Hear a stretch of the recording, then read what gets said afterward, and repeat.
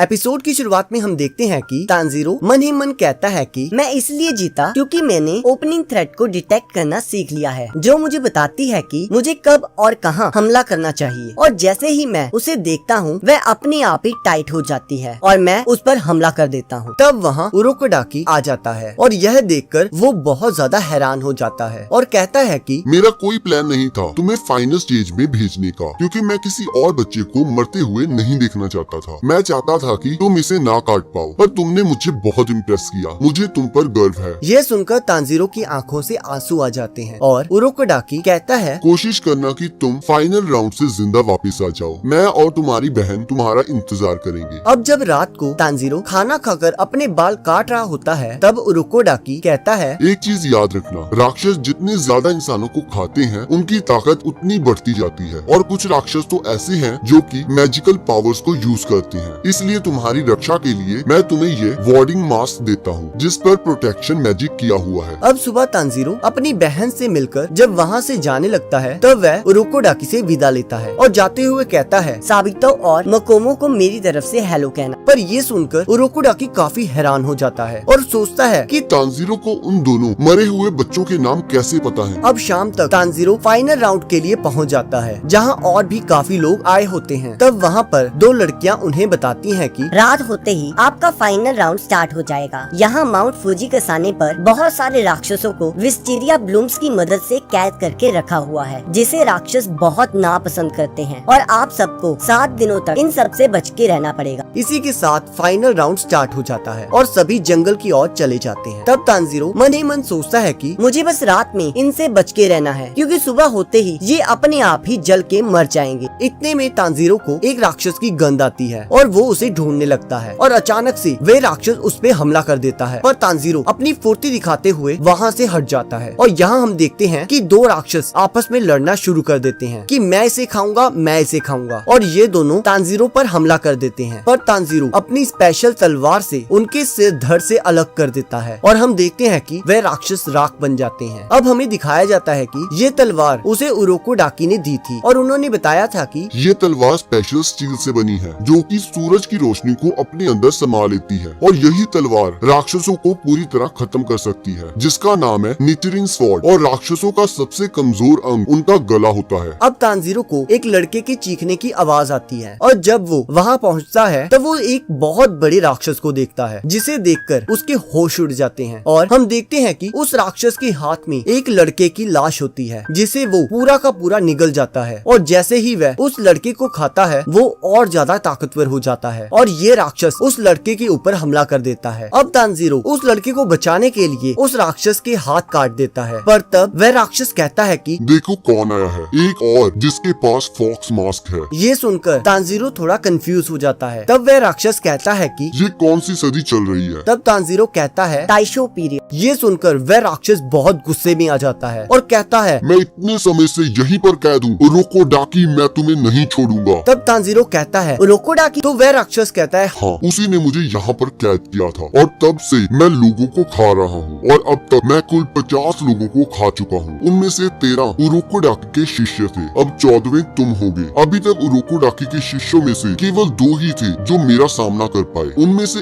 एक अजीब से रंग वाले बालों का लड़का था, जो कि उनमें से सबसे ताकतवर था, और दूसरी एक छोटी सी लड़की जिसने फ्लावरी किमोनो पहना था। वो ज्यादा ताकतवर तो नहीं थी, पर काफी तेज थी। ये सुनकर तानजीरो चौंक जाता है और सोचता है कि क्या वे मर चुके हैं? तब वह राक्षस कहता है तुम्हारा ये फॉक्स मास्क बिल्कुल वैसा ही है जैसा उरोकोडाकी के बाकी शिष्यों के पास था। कभी कभी ऐसा लगता है उरोकोडाकी मुझे खुद बताता है कि मुझे किसे खाना है। मुझे आज भी याद है कि जब मैंने उस लड़की को ये सब बताया था तो वो बहुत दुखी हो गई थी, और मैंने उसके शरीर के एक एक अंग को उखाड़ दिया था। ये सुनकर तानजीरो बहुत गुस्से में आ जाता है और वह उस राक्षस पर हमला कर देता है, पर वह राक्षस उसे पंच मारकर दूर फेंक देता है और तानजीरो वहीं बेहोश हो जाता है और उसका मास्क भी टूट जाता है। बेहोशी की हालत में तानजीरो अपने छोटे भाई को देखता है और उसी समय उठ जाता है। राक्षस ये देखकर उस पर हमला कर देता है। तानजीरो अपनी तलवार से उसके हाथों को काटने लगता है, पर उसका कोई भी फायदा नहीं होता, क्योंकि जैसे ही वो उसके हाथों को काटता था वो उसी समय उगाते थे। तब वो राक्षस बताता है कि उस लड़के ने भी मेरे सिर को काटने की कोशिश की थी, पर वह असफल रहा और मैंने उसके सिर को कुचल दिया। अब ये सुनकर तानजीरो